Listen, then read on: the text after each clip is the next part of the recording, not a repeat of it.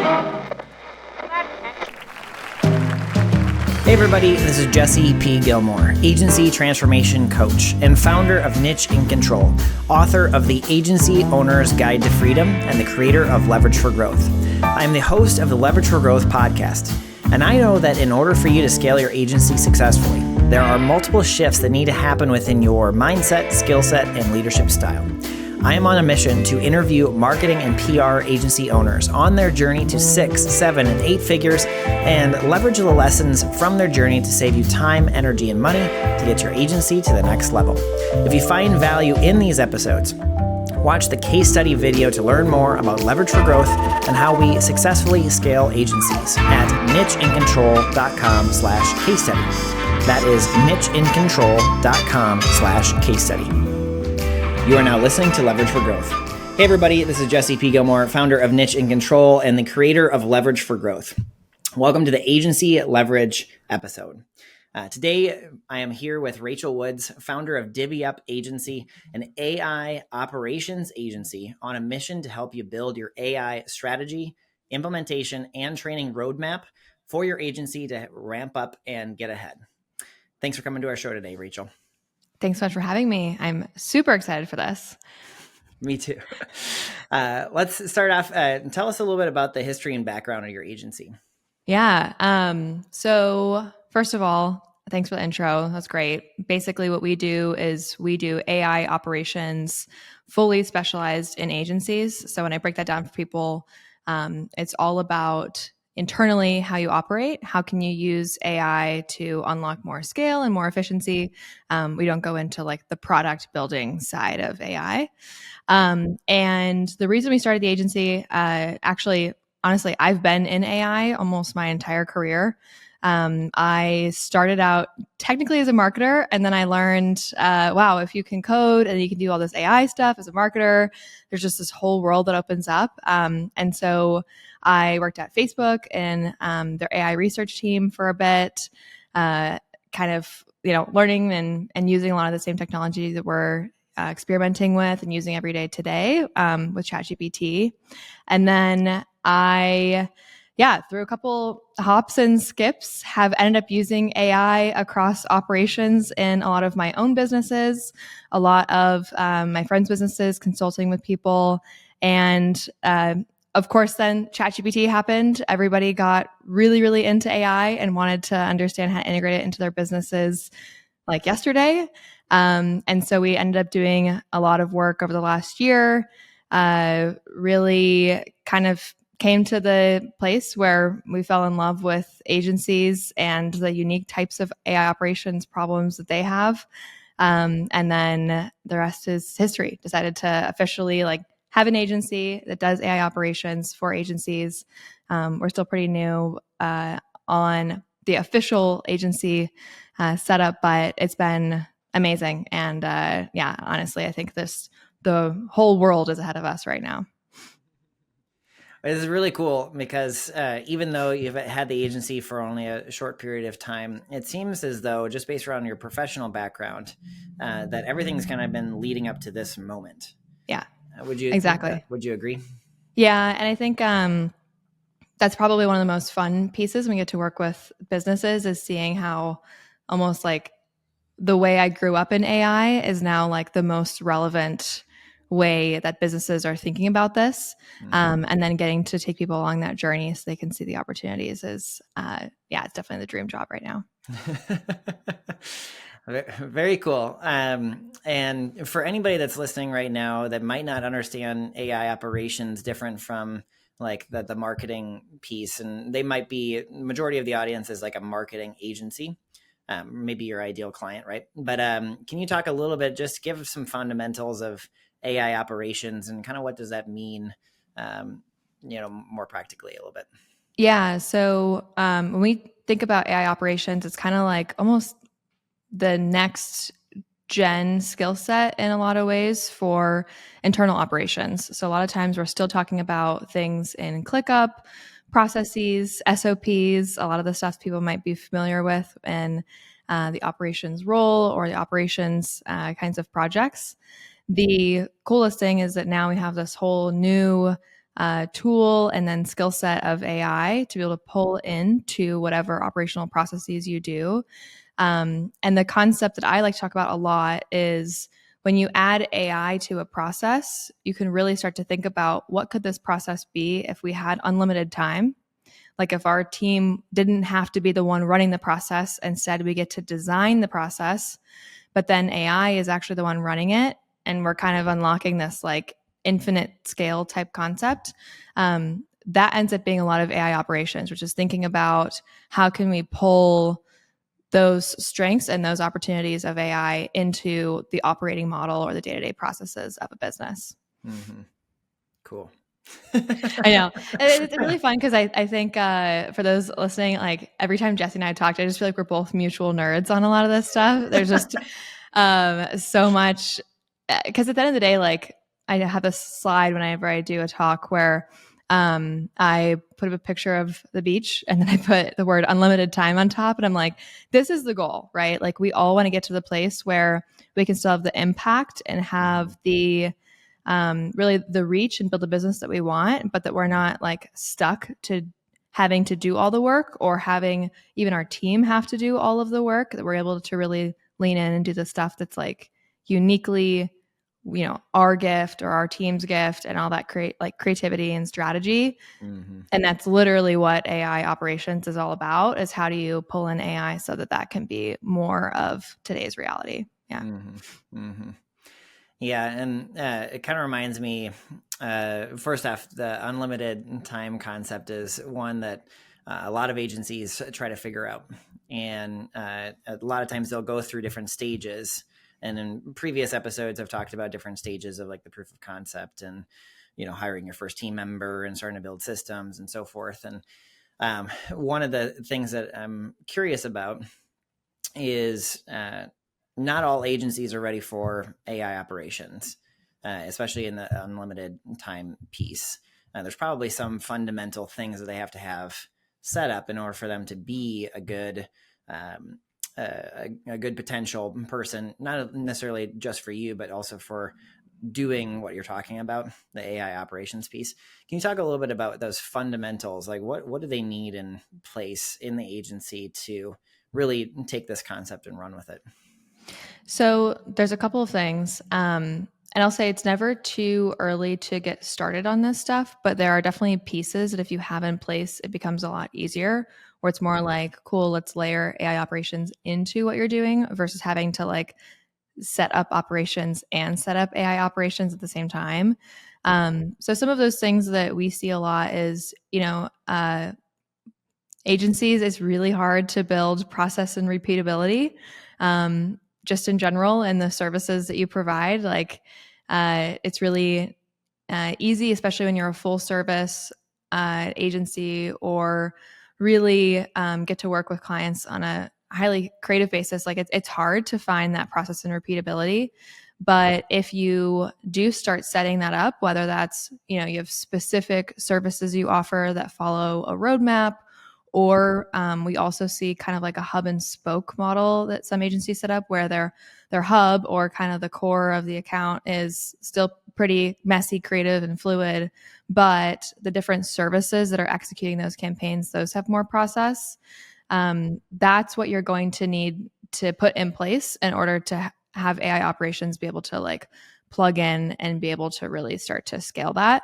That's probably the biggest piece. The other piece, which I know you think about a lot, is niche and having a niche, because if you are serving all different types of clients all the time, it can be really fun because you're learning new things, but you're not getting, again, that same like repeatability or true kind of expertise about what does it take to deliver results for this type of client. And when you want to start delegating a lot of this work to AI, you're going to need to codify that expertise. And so if you have, you know, tons of different clients across tons of different niches, it's going to be a lot harder to find that commonality to then teach AI. So those end up being two very big things that when you have that in place, it's so much easier. You have so many more use cases on the table that you can go after. Mm-hmm, mm-hmm. Yeah, and if we boiled everything that you just talked about as the fundamentals, and we boiled it down into what's called first principles thinking, where you just boil it down into its core principles that kind of you can build back up. It's really in a business. The reason why having a really scalable offer is really important, or a narrowed focus on target customers and so forth, is you're just minimizing the variables in an equation. And the less variables in the equation, the easier it is to scale, create predictability, repeatability, and so forth. And I think that anybody that is trying to figure out how to make their business scale or use AI in the way that we're describing, you have to just minimize different variables in the offer, variables in the type of person, the type of problem that you're solving, and so forth. And I think that once you do that fundamental type of work, using AI kind of just, it's like putting it to the exponential affinity, like you talk about the unlimited time thing. So Yeah. There's another piece to this which becomes really important too. It is different than how the world used to work, which is like, I describe it as, if you used to spend time developing expertise, and then you would do projects with that expertise to hone it. And then once you've codified that expertise, you would do the projects again and again and again and again, or maybe your team would do the projects again and again. The difference now is we're in a world where you can like really create, develop, and hone that expertise, but then teach it to AI. And then the AI goes and does that project again and again and again. And you can then spend your time reviewing the work that the AI is doing, figuring out where to improve either how you've taught the AI, or maybe even improving your expertise that you're putting in. And then also thinking about what's the new expertise or the new service or deliverable, or something that we want to add in here to create more value. And because, again, AI is doing the execution, you just have so much more time, like almost like research and development time, that you could be spending really creating that next level of expertise. And that honestly is like really an accumulating advantage that the agencies that are doing this are really starting to see things ramp up, where it's like, wow, we're able to do so much more at a higher level and a higher quality because again, they're not like stuck always executing everything. So it's really interesting. And I think like we're at the very early stages of how big of a transformation we're about to see. Mm-hmm. Yeah. And some people, this is like brand new for them, this whole AI thing. And for you, you've been doing it for years. Yeah. Which is, I mean, I think like I always recommend people, there are people who've been in this industry for a really long time, like find them. And like, I think you can really quickly learn a lot of the fundamentals and then be able to kind of follow along with some people that are trying to push ahead and really like know where they're going and have that. There's so many great people to be following out there to kind of get that competitive edge. Mm-hmm. If we were to look back on our conversation so far, and usually what I'll do with people that have an agency a lot longer is just talk about like one or two, three things that are kind of like standing out that they wish they would have known to save them time, energy, or money. But because the agency is a little bit earlier, I want to ask a similar but a little bit different question for people that are maybe just starting off in AI, or they're just brand new to this whole like AI operations type of concept.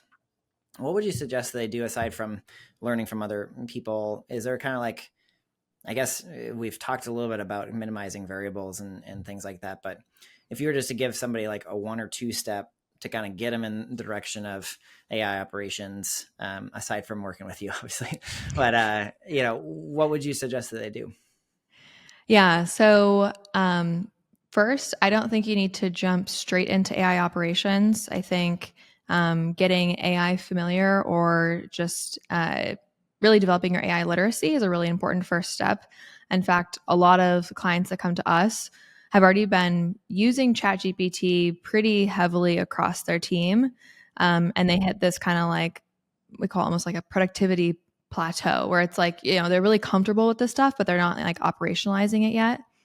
if you're not in that first bucket yet, I would definitely try to spend the time as a team using ChatGPT, sharing prompts, and because you just want to get at least a base level of familiarity, and also excitement. Like your team is going to need to be excited about this stuff for it to really like land and you get the full value out of going after it.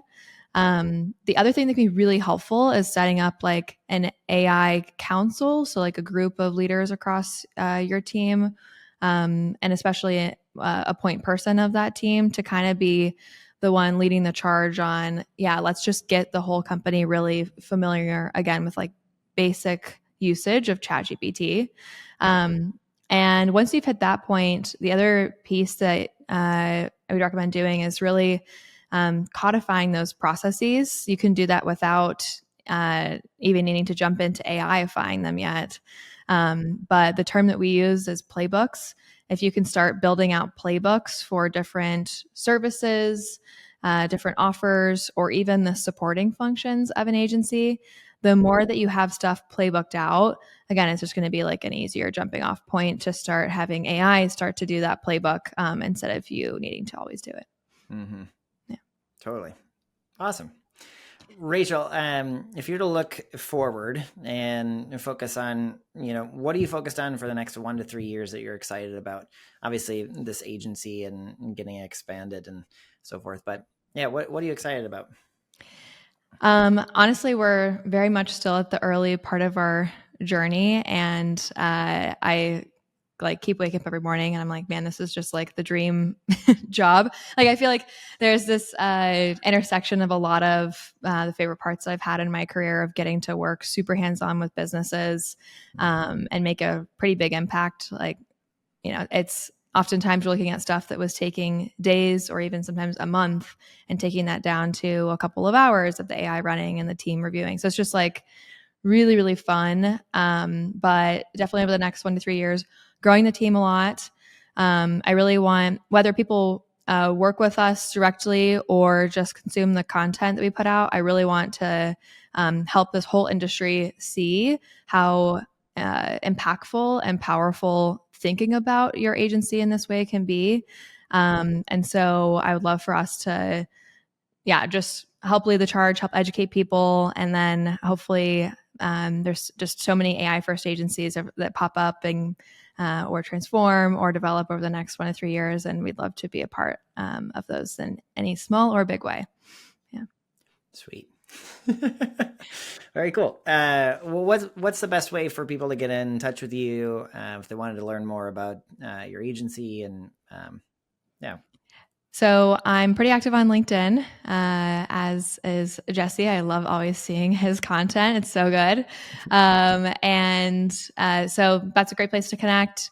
Pretty responsive there. And then we also have a website, divvyupagency.com. So that has a little bit more context on what we do and how to get in touch as well. Awesome. And for anybody that's listening, we'll include the links to Rachel and her agency in the show notes. And Rachel, I just want to say thank you so much for joining me on the podcast today. Yeah, thanks for having me. It's very fun. Agency owners, if you want to transform your agency to sustain and grow without your direct involvement, where you can stop working in the business and start working on the business, where you can free up your time, delegate work more effectively, price and position your services to finally get paid for what you're worth, and have the team run the day-to-day, go to nicheandcontrol.com/case study now to learn more about leverage for growth. And also to book a free strategy session with us. We'll look at your systems, determine exactly what you need to do in order for you to scale this year, and to create a strategic plan so that you can live the life of entrepreneurship you've always dreamed about. Go to nicheandcontrol.com/case study now.